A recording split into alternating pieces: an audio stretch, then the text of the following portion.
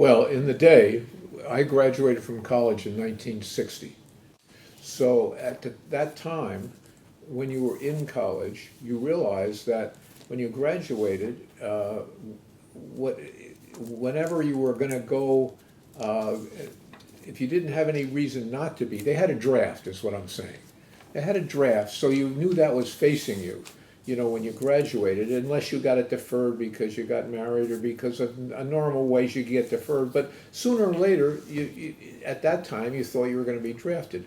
So I joined ROTC in college, which at my college was kind of a joke. I mean, nobody really went, and they kind of passed you through. It didn't matter really. We were just doing it to make sure that if I did get drafted, that I would have a chance to go in as an officer. And that's what happened. I went to graduate school and graduated from law school in 1963, and then I knew I was going to be. What happened actually? It's an interesting story to me anyway. Somebody told me that when you get drafted, you have a choice. You can actually go down to the Pentagon and tell them, and find your 201 file, which is your personal file, and ask them to be sent somewhere rather than at Fort Drum or one of the more boring things in the United States. So I didn't really believe that, but I got dressed up and I went down. I found the Pentagon easily enough, but once you're in the Pentagon, it's like 4,000 rooms. Finally, I find this room. I'm directed. I find this room. I walk in, and there's a specialist four, which is a lower ranked guy sitting behind a little desk with files all over the place. And he said to me, what's your name and so forth. So he said, he went back and he's shuffling through things. He said, oh, here's your 201 file. I said, oh, great. He said, I'm thinking to myself, this is incredible, really. He said, where do you want to go? I said, maybe Europe.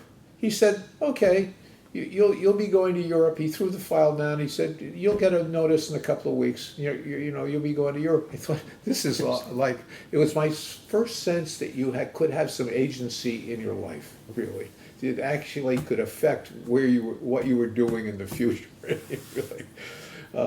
So in a couple of weeks, I was in the infantry. I got assigned. I went down to Fort Benning, Georgia for 12 weeks, infantry training. And then I get a letter saying you've been reassigned to the intelligence corps. I thought, oh, well, that's good. And you're going to Stuttgart, Germany. So I go to Stuttgart, and I was married at the time, and I had a wife and a baby that had just been born. So I left my wife in care of my parents and went to Germany. She was going to follow me. And I went to Stuttgart, and I find out that I'm assigned to the general staff. And there's the three-star general who ran, 7th Army was the army that ran Europe at the time. The three-star general's sitting in one room. I'm sitting in a room with like 2 or 3 bird colonels, a couple of majors, a captain, and me. And they were all West Point guys, and very nice people. And it actually, I learned a lot about people there because I had been kind of a mild hippie, and I thought, oh, West Point and Army and so forth. And there I am, and I'm in it, and I see these people are intelligent, and they're really like wonderful men. So that was an eye opener for me, and I guess they liked me because we did a lot of things together. And let's see, that was that really. I mean, I went to jump school over there. They thought I was a candidate to be an officer, to go make a career out of the Army. They liked me, so they were saying, why don't you go to jump school? You mean jumping out of planes, I'm saying? So I did. I went to jump school, and I enjoyed physical things, being a younger guy and so forth. So I really, and my wife and I, she came over with my 6-week-old baby, daughter, and we were on this base at Stuttgart, living on the economy, not in the military setup. So we lived in an apartment building with a lot of Germans. Of course, none of the Germans ever fought on the Western Front. They all fought on the Eastern Front, which was fine. So you know, and they were just really nice people. And it really broadened my horizons, you know, in terms of people and, you know, circumstances and so forth. And we toured Europe every weekend. We would drive somewhere else, down into Switzerland and down into, you know, all over the place. So we had a really lovely time over there for 2 years. So my military was not a burden to me. It was a wonderful time. Well, I got out of the Army over there. So my termination date was August 23rd, 1966. And I went in 64. Okay. It's the 2 years obligation. And, you know, they tried to convince me to go on in the military and so forth, but I didn't have any sense of doing that. So, you know, I don't know. So I came home, and I was out of the Army, and, you know, I started civilian life. But my Army experience, it was an interesting experience being with these men, really. And they included me in a lot of things. I remember when I went with the bird colonel who was kind of in charge of me at the time, he said, we've got to go, you know, we've got to bivouac, and we're going to, you know, out into on the lands and so forth. Well, it turned out we were going to a hotel in Wiesbaden, and when he saw me pull my foam rubber pillow out of my canvas bag, he said, "What's that?" I said, "It's my pillow. I always go with it." He said, "Oh my God, what's the Army coming to?" You know. Talk to me a little bit about actually what your duty was there. What your well, I was kind of a gopher kind of guy, really, in a way, because I was by far and away the least. You know, I'm surrounded by these officers that are several or 2 or 3 ranks above me. And they would have me, you know, talk about, do different things for them, and we would listen to the armored cavalry units reporting in from the border as they would go make their border sweeps in the early evenings and so forth. But really, I just, you know, they didn't know what to do with me, really. I mean, it's they said, "This kid's been assigned to us. He seems like a nice person." You know, like, so it was unusual Army duty.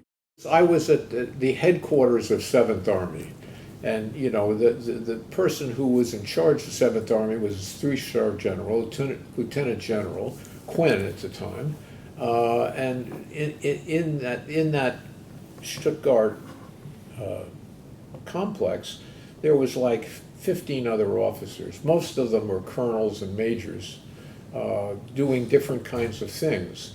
So I was you know, I had no experience in any of this stuff at that level. So I was somehow, they enjoyed me. We'd play golf together. I mean, it was I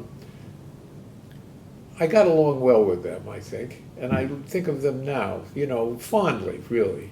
They were very nice men. And it taught me, you know, people can be nice from any coming at you from any way, really. And the German people I lived with were very nice. And Germany then, you know, when you went to Berlin, which I did a couple of times, by train, you went at night and all the windows are blacked out. And, you know, the Stasi comes through and says papers, and you better have your papers, because it was still the Cold War, you know, feeling there. And Berlin was bombed, almost leveled. I mean, it was, you know, quite something to see that, because I've been back there, you know, in fact I was back there about 3 months ago, and Berlin, you'd never know anything happened, you know, almost, it's unbelievable to me. The transition back to civilian life, what were some of your motivations in terms of career type of activity? Right. Well,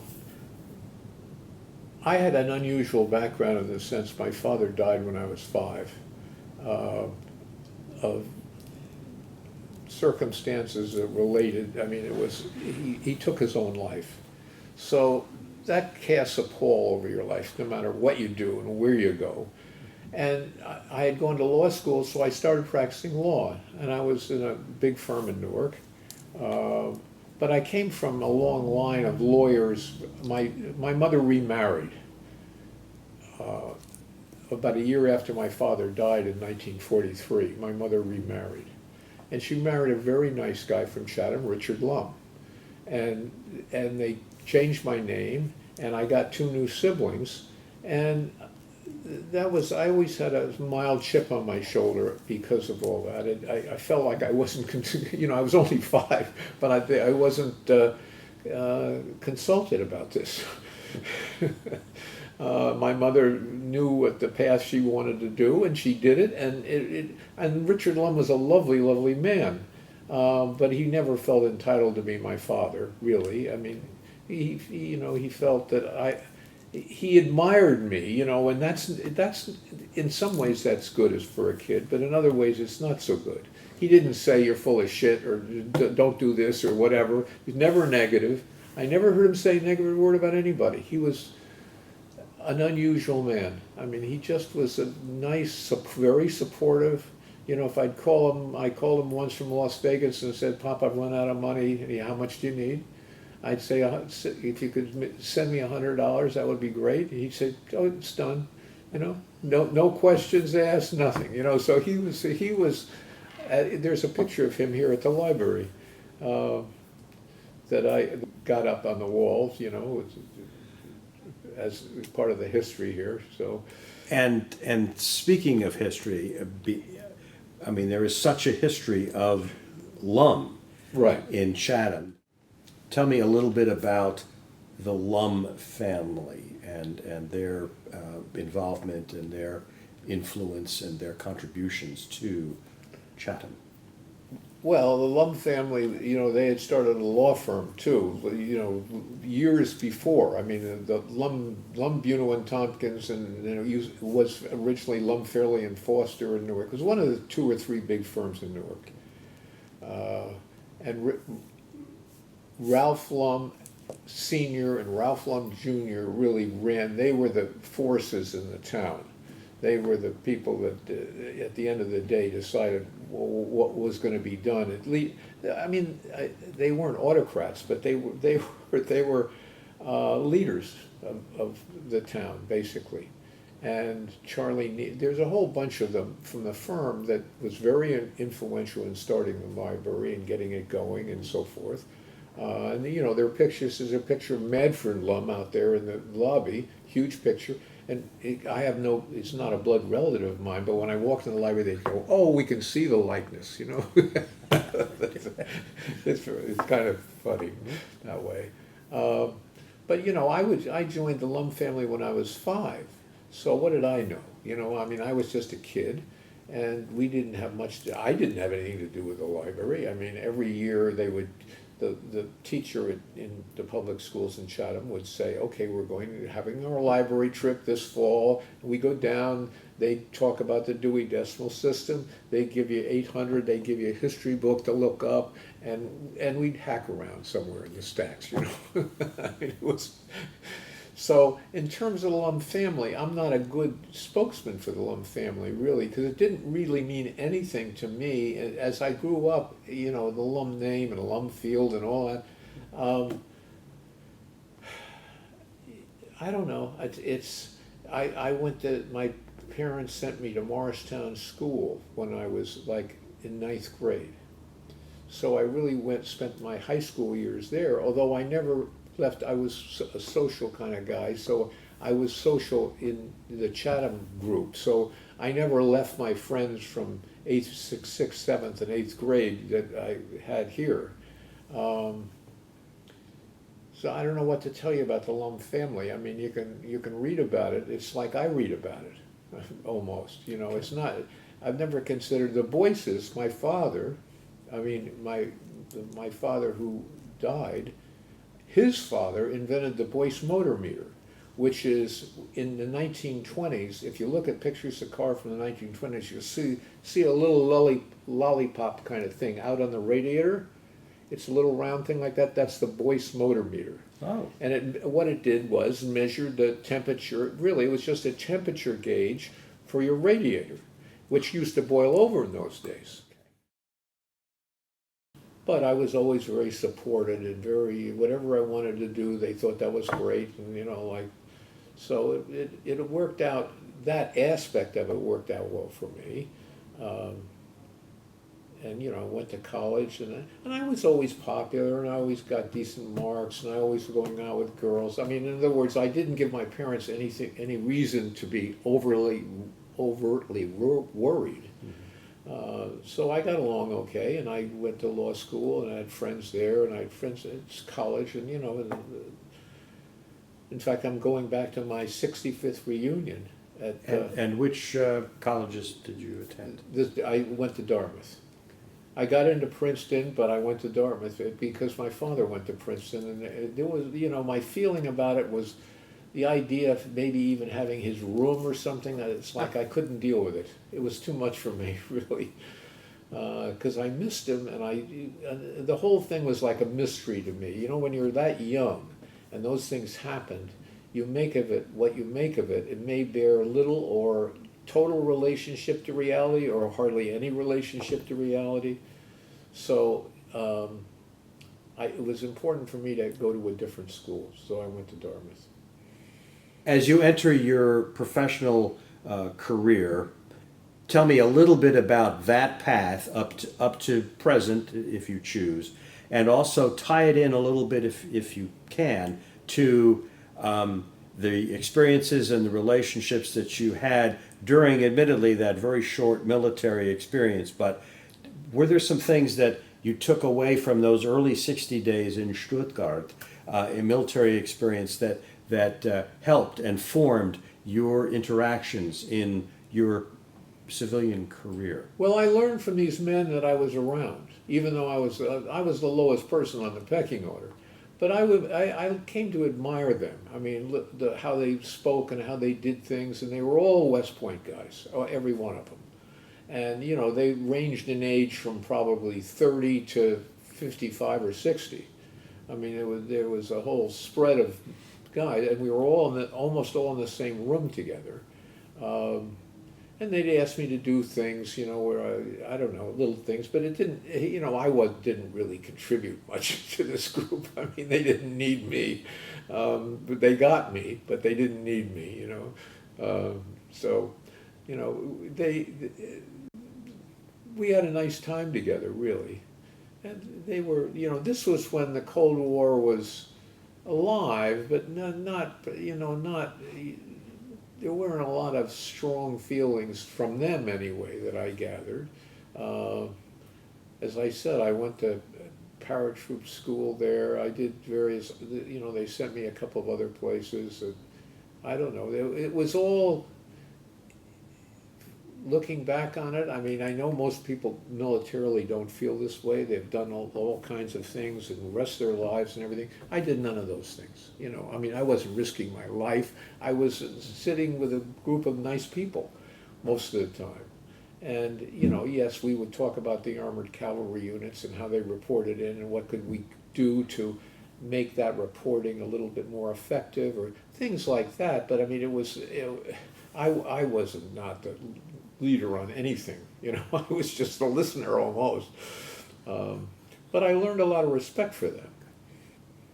And that was important because at home, when I got home, my first cousins who were all about my age were all telling me, oh, the government broke into the psychiatrist's office and this thing, and I thought, that can't be true. And, to me, they were like crazy hippies.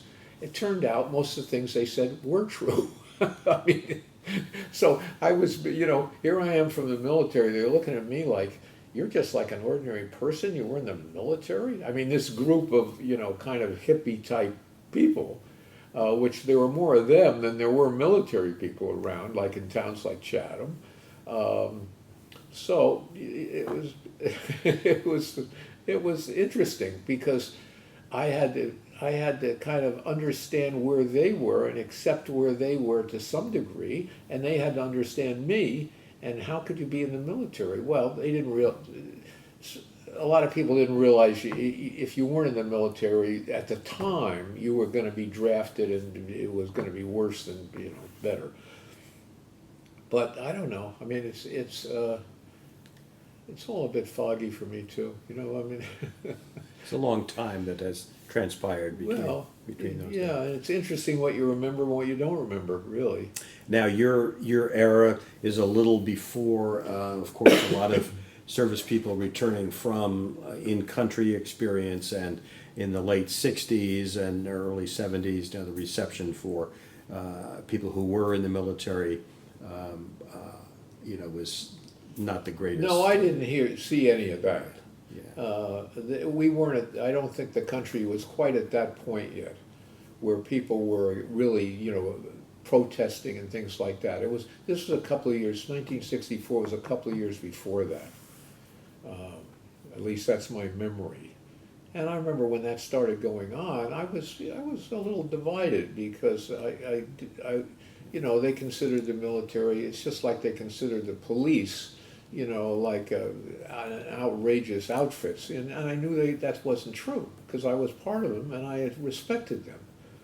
So I would bring that up and say that I had no problem disagreeing with people about that thing, because they didn't have any experience. They just knew what they were told, like today. I mean, very few people have actual experience in most things, and today.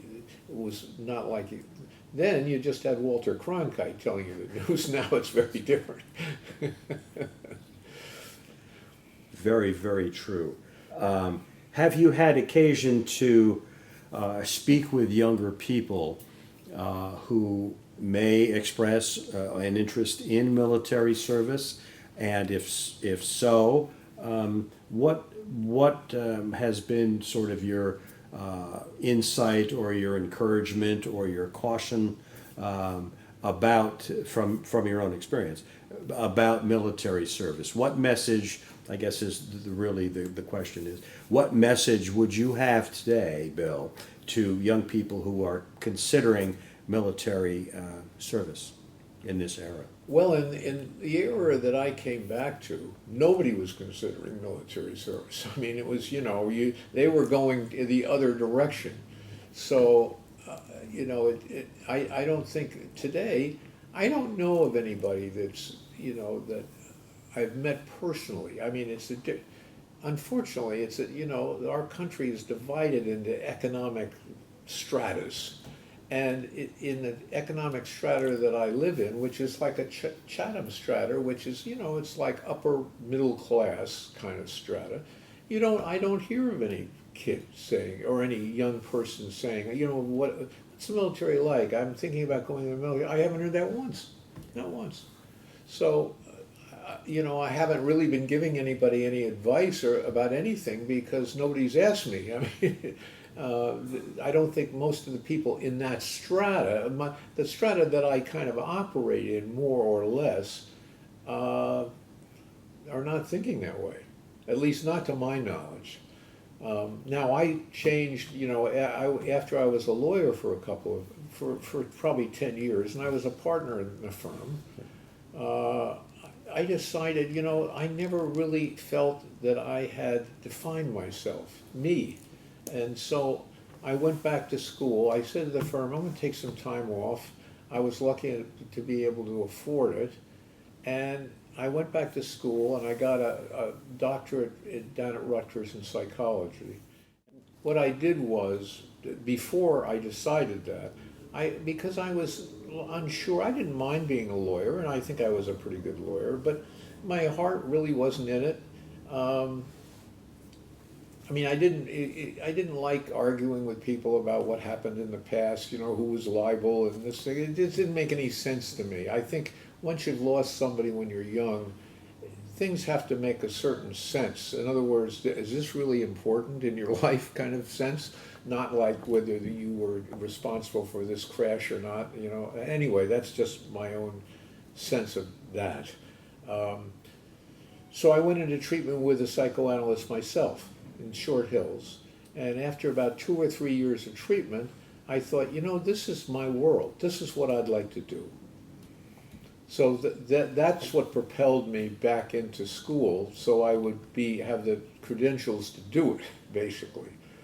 So I got a doctorate from Rutgers, and then I went into New York, and you get psychoanalytic training at an institute, and you'll learn to be a psychoanalyst, or at least have an analytic perspective on things. You don't have to be a psychoanalyst necessarily, and have people on the couch 4 times a week. But you would hope you'd have a couple of patients like that, but most people are not that curious about themselves, really. But it gives you an analytic perspective on how people function, which to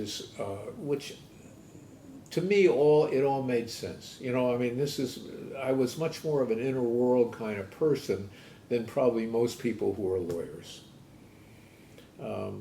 So that's what I did, and it worked out well, and I started a practice in Short Hills, and I practiced for about 25, 35 years, somewhere in there. I don't know, I'd have to add it up, but it was a good practice, and I had a lot of good friends who were also therapists, and it's like lawyers. Lawyers have outings together and so forth. Well, psychologists do too, so they're a different kind of outings, probably.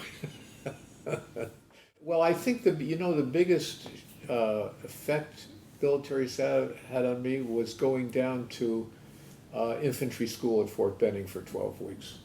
You're thrown in. For the first time in my life, I was thrown in with people from all over, and you had to work with everybody, and they had to work with you. And you all took care of each other, and it was my first experience. I mean, I had gone to camp before, but camp was more or less the same kind of background that I came from. The military was different. I mean, people had all different backgrounds, and it gave you an appreciation of other people's viewpoints and perspectives on life, which frequently, to much of my astonishment, were very different than mine at times, That was very valuable as I look back on it.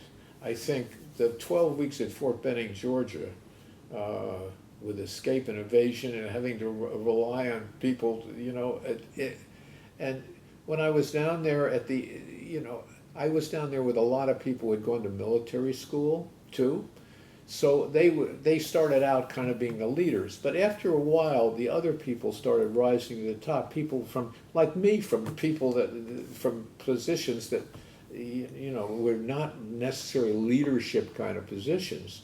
And I remember before our Fort Benning thing ended, I was part of a company of 34 people, and the captain came over to me and said, our parade's going to be in 2 days, our ending parade and so forth. And I said, oh yeah, I could see these guys who were going to military academy, they were doing their parade things, and he said, I want you to lead our company. I said, I beg your pardon? I mean, he said, yeah. I said, how am I going to do that? He said, well, you're going to learn in the next 2 days. You walk to the side, you chant a little bit, you turn around, you got to stay in step, you got to do this, and as you go by the reviewing branch, eyes right. So I thought, holy shit. So I tried to do it, and our company won They gave a thing for the best company, and that wasn't, of course, all me. But I mean, it was like, it gave me a very good feeling about leadership and about things like that, really, because I guess they sensed they liked what they saw in some level. I don't know what level that was. My military experience, I've always felt, was a bit fraudulent, really, because I never saw combat, I never dodged bullets, I never did anything like that. I just went through the military in about the nicest way you could be, about the most gentlemanly way you could go through. So I enjoyed all the experiences I had there. I enjoyed jumping out of planes. In fact, I'm one of the few people that when we came to make our 5th jump, it was a night jump, and then so we're lining up, and they said, well, you got to carry your weapon with you. So my weapon was a .45 because I was on the general staff. Well, they wanted M1s, they wanted rifles. So somebody ran in one of these guys ran into one of the barracks, came out with a Louisville Slugger, and he stuffed that in a bag for me, and that's what I jumped with, a Louisville Slugger. So I have that. Not many people did that. And you're talking a bat? Bat, yeah, Yeah. yeah. They wanted you to have a rifle. I see. And I didn't have the rifle. I had the sidearm.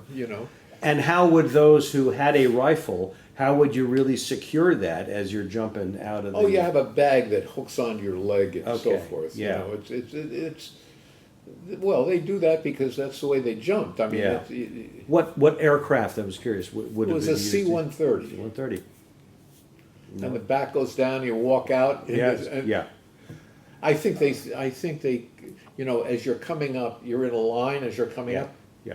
They're going, Yeah. disappearing, That's right. the line's getting And shorter. so you've clipped up to Yes, the... you're hooked up. You're hooked up, so that automatically pulls the ripcord or whatever Right. as you jump. I've seen. Oh, all they the- knew. I mean, you go out, you're half conscious because you've been. Wow. Well, they say to do this. The problem with it was that they said, okay, the first day we had our first jump. They said, okay, we'll have a jump. Tomorrow we've had all this training now for 3 weeks. You guys all know what you're doing and so forth.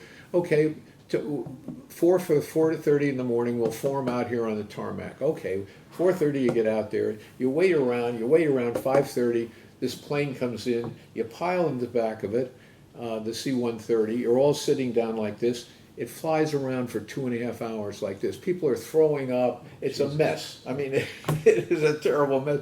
By the time you're ready to hook up and jump out of the plane, you're like, I don't care about anything. Just get me out of here. And then we landed in a German beat field. I'm being dragged by my chute, which I hadn't. You're supposed to jump up and take care of your chute. I'm being dragged slowly around the ground, and people are running by me. Lieutenant, are you okay? I'm fine. And you finally get your chute together. You put it in. You get in the back of this deuce-and-a-half truck. You have a 2-hour bus ride with the dust and dirt coming in the back of these trucks. You finally get back to the guy comes out on the tarmac. It's now about 1 o'clock in the afternoon. He says, I got great news for you guys. We can make another jump today. I'm like, oh my God, this is the worst news I've ever heard in my life. Did you have to pack your own chute? How the hell does that No, work? you didn't pack your own chute. They had different chutes there. Wow. Oh, they wouldn't trust you to do that. No. Somebody takes that bundled up chute Right, that you right. had, and they do that in a Yeah, separate area. Well, that's a story. Now, is it Army people flying the 130, or is it Air Force liaison? I think it was Army. I don't know. I guess, yeah. Yeah, I think it was Army. Probably, sure. But the time, the Army was always hurry up, get there early, and wait. But this day was like the worst day of my life. Yeah. I mean, you can't believe after you've been throwing up for a couple of hours, and then you go and you find yourself hanging like this, and you're in the midair, and I'm thinking, how did I ever agree to go to this school? But you made it through. I made it through. You conquered that. Yeah, You well, made it that's through, that's a good feeling too, I guess. Yeah. Yeah. I don't know, Bill. Is there any other aspect of military? We've talked early on. Yes, well, I had such a civilian experience in the military, really. I mean, I didn't really have the military experience that most people talk about. Like this guy before me, I'm looking at his jacket, and I think that, these people served in a different way than I did. Well, I consider myself very lucky, really. My military service, as you would call it, was quite unique for military service. But I learned to work with a lot of different people from a lot of different economic stratas, from a lot of different ethnic stratas, and that was been very helpful to me, I think, and it's made me feel how fortunate I've been, and that's a nice thing to feel near the end of your life too, that you've been fortunate in life. People today, I think it's hard for me to relate to it really, because they're at such a different time. I mean, I wandered around Chatham when I was 8, 9, 10 years old. In the afternoon, we just did things. Our parents hadn't a clue where we were or anything else. And it was all safe, and everybody kind of knew everybody. It was growing up in a small town is a nice thing to have done. I mean, it may have some disadvantages, but it still gives you a sense of security. And that, you know, at the end of the day, everybody likes to feel secure. And these people are searching it now, but in a way that with social media and all these, you know, the algorithms of all the news sources, I don't know. I mean, it's not my world, and it's hard for me to even. I'm not a member. I'm not on Facebook. I'm not on this. I'm not on anything like that. And I think I don't understand it really. The wish to be on it.